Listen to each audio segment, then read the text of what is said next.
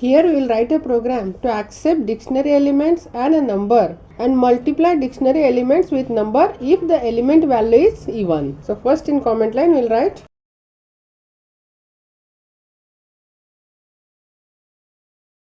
first we will define empty dictionary as d equal to dict, which is a function to create empty dictionary, and we will accept total number of elements to store in the dictionary as n equal to int input.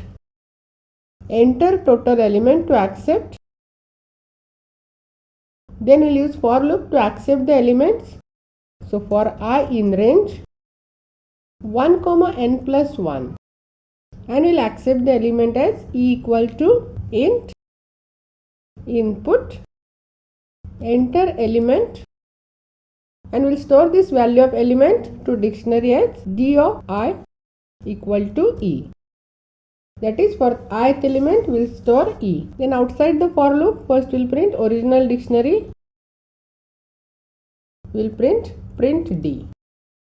Then we will accept the element from the user as n1 equal to int input. Enter number to multiply, and we will multiply this number with dictionary elements if the dictionary element is even using dictionary comprehension. So new dictionary equal to, for key we will print value into n1 if value mod 2 equal to 0. Else we will print original value. That is, if the value is even, it will multiplied by n1, else it will print original value for key comma value in d dot items. That is, it will check value for each dictionary element and perform the multiplication, and then we will print new dictionary as print new d, and we will execute it.